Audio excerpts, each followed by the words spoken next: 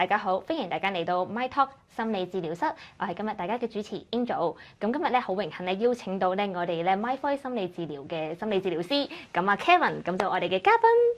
Hello Karen，係啦，咁 Karen 咧主要咧就係用咧 person-centered therapy 啦，咁去到同我哋嘅一啲嘅 patient 啦，咁樣就會去同佢哋去傾一啲咧佢哋人生唔同嘅狀況啊、唔同嘅議題咁樣嘅，係啦，咁不如呢個時候咧，我都請阿 Karen 去介紹下自己啊。好，大家好，我係 Karen 啊，好高興喺度見到大家啦。咁我係一個 registered psychotherapist qualifying 啦，喺安省咧係可以見唔同嘅 client 啦。咁其實主要我喺 NGO 咧都做咗一段時間，咁見 client 近呢2-3年咧，其實主要接觸一啲年青人啊、成年人啊，甚至去到長者咧，都會提供一啲個人服務啦，或者一啲伴侶甚至家庭嘅 counseling 嘅。咁視乎個人嘅需要啦。嚟咗加拿大之後咧，其實好多都係做一啲關於人生嘅轉變啦，或者呢個歷程嘅改變咧，其實帶咗好多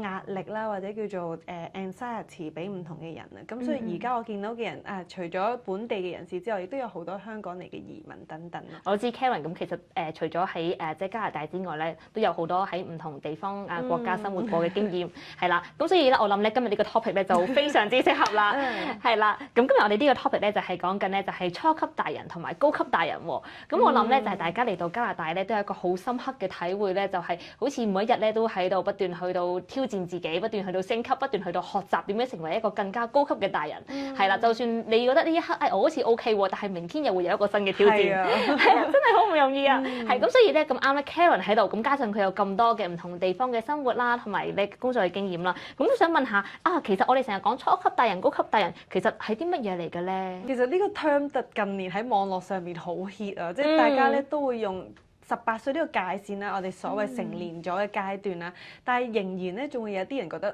自己未成年，或者有啲時候我見到一個例子好有趣就係有人喺香港嚟抄煤氣錶，咁就想揾大人啊，嗰個已經成咗年嘅應門嘅人就好下意識咁話屋企未有大人，你遲啲再翻嚟。其實佢正正就已經係一個成咗年嘅大人，咁所以喺呢一個情況下咧，我相信佢哋嘅定義咧就會係當你成咗年嘅大人咧，其實會更加願意去承擔責任啦，更加去處理好生活嘅大小事啦，或者去果斷可以做到一啲決定啦。其次咧，今日喺呢度好想分享嘅就應該會係一個比較情緒穩定啦嘅人啊咁樣。咁我哋呢一個角度係啦，我用呢個角度咧喺心理學同人本咧，我哋都可以去睇下點樣為之一個高級嘅大人，咩叫一啲成熟啲嘅大人咁樣咯。係啊，講得好好啊！我覺得頭先阿 Karen 你提出嗰個情緒穩定嗰個位置都係好好，係啦，因為我哋可能有陣時就會覺得，我18歲，我係一個大人，我就有能力去到處理啦。咁但係講緊嗰種能力係除咗可唔可以應付有人開門之外，而係就係我有冇一個即係 mental capacity 去到處理嗰件事，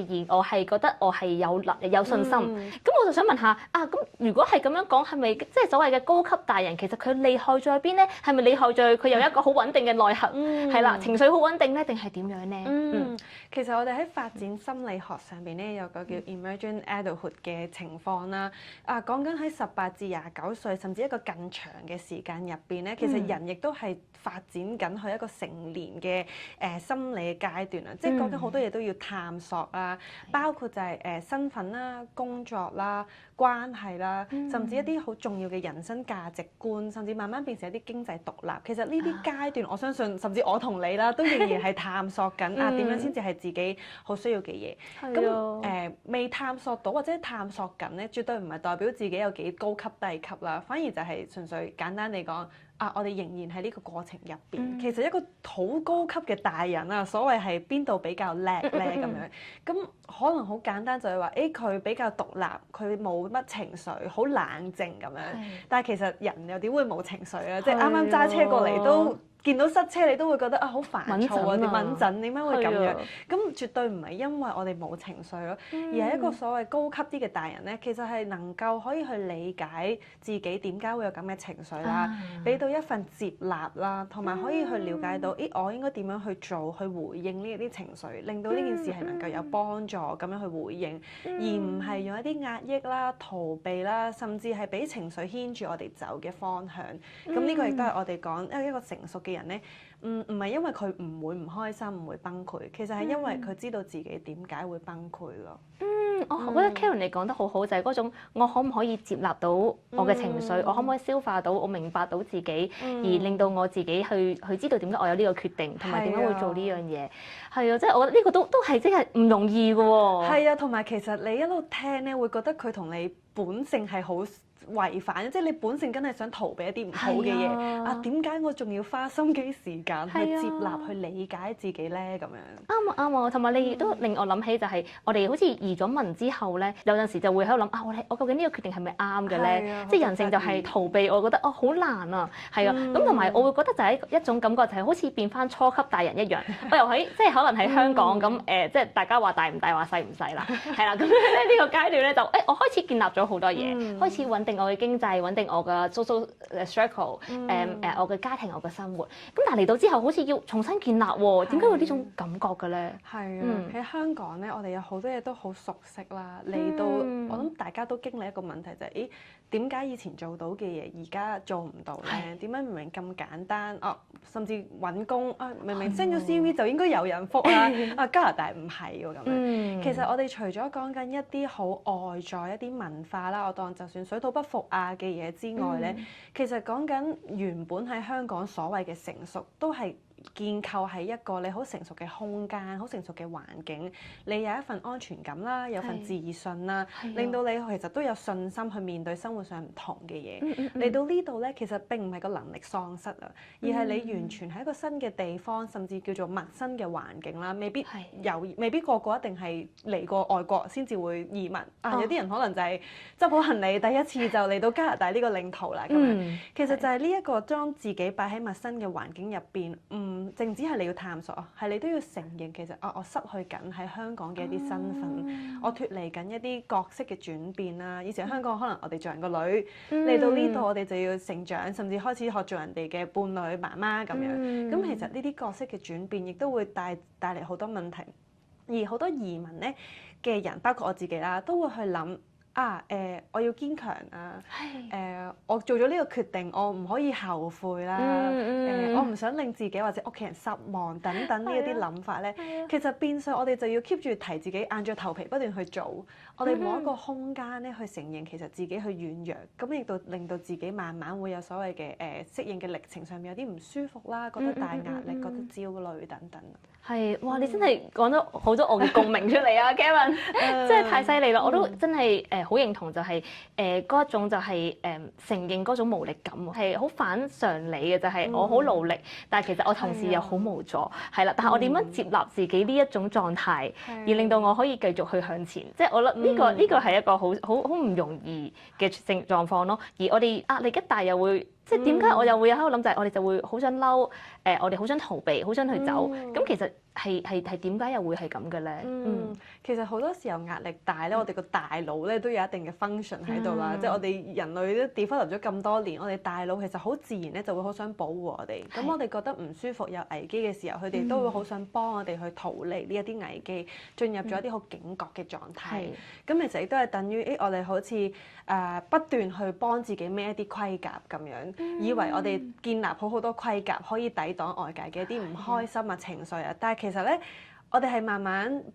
保護得自己太過分，令到自己同真正內心嘅感覺去脫鈎咧。其實呢個就係 Person Centre 入邊去講緊嗰個一致性。當我哋同真實嘅自己同埋理想中嘅自己嗰個分別越嚟越大嘅時候咧，正正就好似你咁講好不安啦，好多好矛盾嘅感覺啦。其實呢個就係正正我哋講緊，點解個人情緒好似好唔穩定嘅咁樣咯。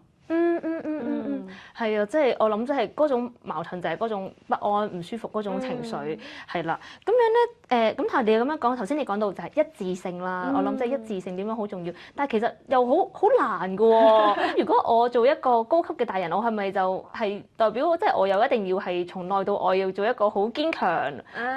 好情緒穩定，係啦，即係好 strong 嘅人咧，咁樣先至可以做到呢個高級嘅定義。係啦，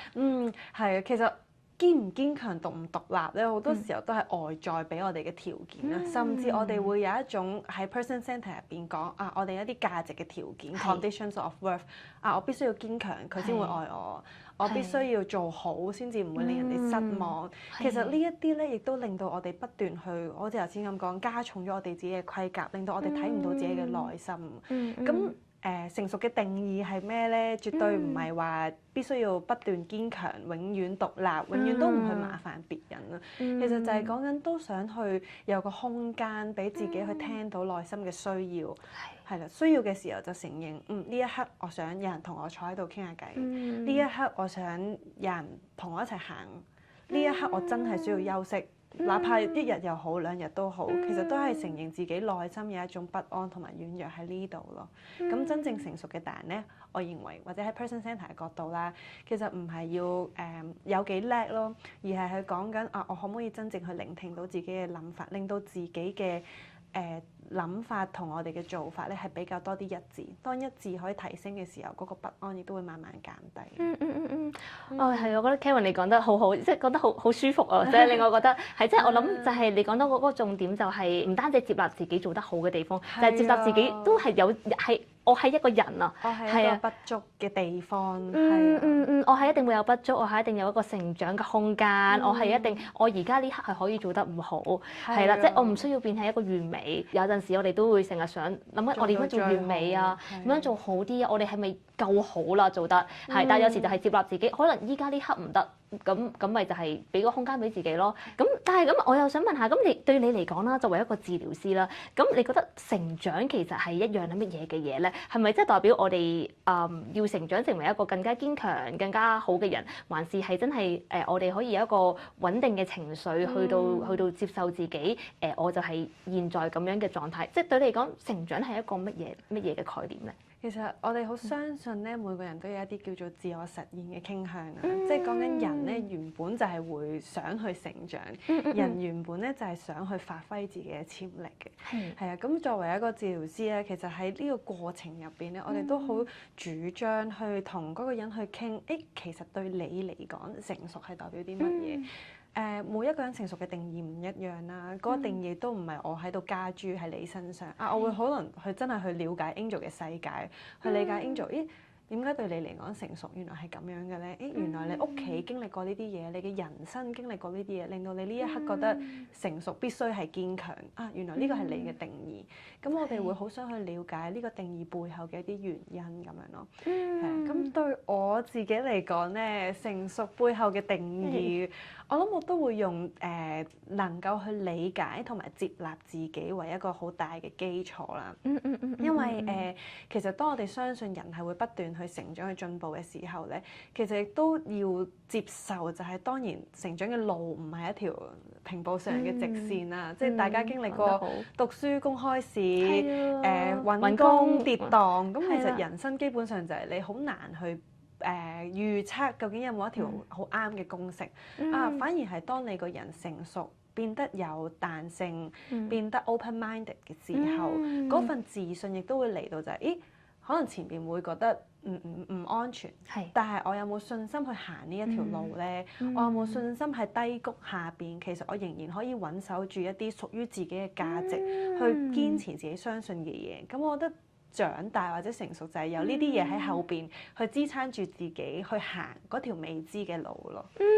哇！我覺得 Karen 你真係講得好好，真係我同你傾嘅一個好舒服嘅過程，同埋我覺得頭先你令到我覺得好 touching，就係即係嗰種成熟係唔單止即係唔係話你企到幾高，而係無論你喺高位定係低位，你都知道你都係有個力量，你都有一個嗰個韌力。係啦，係 resilience 韌力去到支撐住自己，去到繼續去行咁樣。今日咧非常之感激阿 Karen，咁今日同我哋分享呢一個啦高級大人同埋初級大人呢個概念啦。咁阿 Karen 提出咗好多啦，就係 person centre 嘅概念啦，令我哋知道啦，即係成長啦或者成熟啦，其實唔係一條即係直線或者唔係一個平路，而係我哋咧點樣去到接納自己啦，點樣去到繼續睇自己，無論係高山低谷咧，我哋都會有一個 resilience 去幫助到我哋咧，去到度過我哋嘅唔同嘅困難，同埋我哋咧享受我哋嘅成果，係啦。咁我哋今日咧好多謝 Karen 啦，係啦，亦都多謝咁多位觀眾。咁我哋下一集 My Talk 心理治療室再見，拜拜。